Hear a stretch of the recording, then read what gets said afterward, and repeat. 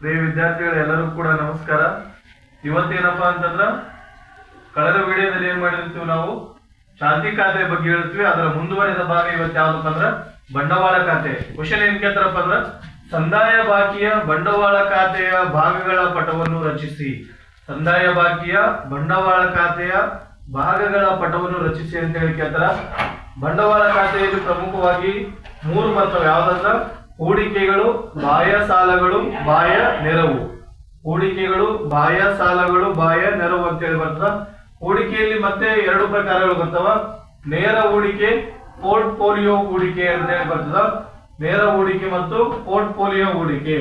ನೇರ ಹೂಡಿಕೆಯಲ್ಲಿ ಮತ್ತೇನ್ ಬರ್ತಾವಪ್ಪ ಅಂದ್ರ ಇವೆಲ್ಲ ಬರ್ತವೆ. ಯಾವ್ದಂದ್ರ ಎಫ್.ಡಿ.ಐ ಅಂತಂದ್ರ ಫಾರಿನ್ ಡೈರೆಕ್ಟ್ ಇನ್ವೆಸ್ಟ್ಮೆಂಟ್, ವಿದೇಶಿ ನೇರ ಹೂಡಿಕೆ ಅಂತ ಹೇಳಿ.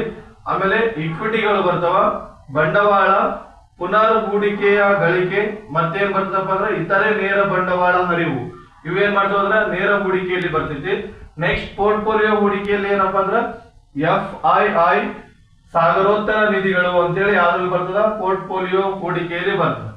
ನೆಕ್ಸ್ಟ್ ಬಾಹ್ಯ ಸಾಲಗಳಲ್ಲಿ ಏನಪ್ಪಾ ಅಂತಂದ್ರ ಬಾಹ್ಯ ವಾಣಿಜ್ಯ ಸಾಲಗಳು, ನೆಕ್ಸ್ಟ್ ಏನಪ್ಪಾ ಅಂದ್ರ ಅಲ್ಪಾವಧಿ ಸಾಲಗಳು.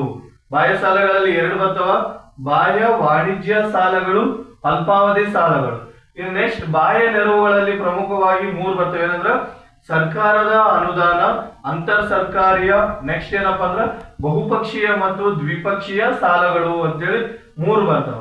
ಸರ್ಕಾರದ ಅನುದಾನ, ಅಂತರ್ ಸರ್ಕಾರಿಯ, ಬಹುಪಕ್ಷೀಯ ಮತ್ತು ದ್ವಿಪಕ್ಷೀಯ ಸಾಲಗಳು ಅಂತ ಹೇಳೋದು ಬಾಹ್ಯ ನೆರವಿನಲ್ಲಿ ಬರ್ತದೆ. ಇಷ್ಟು ಬರೆದ್ರೆ ಏನಪ್ಪಾ ಅಂದ್ರ ನಮ್ಗ 4 ಮಾರ್ಕ್ಸ್ ಸಿಗ್ತಾವ.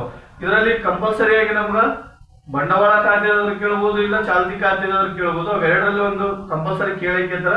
ಹಂಗಾಗಿ ಎಲ್ಲಾ ಅಂಶಗಳನ್ನು ತಾವು ಬರ್ಕೊಂಡು ತಮ್ಮ ವಿದ್ಯಾರ್ಥಿಗಳಿಗೆ ಕೂಡ ಏನ್ ಮಾಡ್ರಿ, ಶೇರ್ ಮಾಡ್ರಿ ಅಂತ ಹೇಳ್ತಾ ಇಲ್ಲಿಗೆ ಈ ವಿಡಿಯೋ ಮುಗಿಸೋಣ. ಧನ್ಯವಾದಗಳು.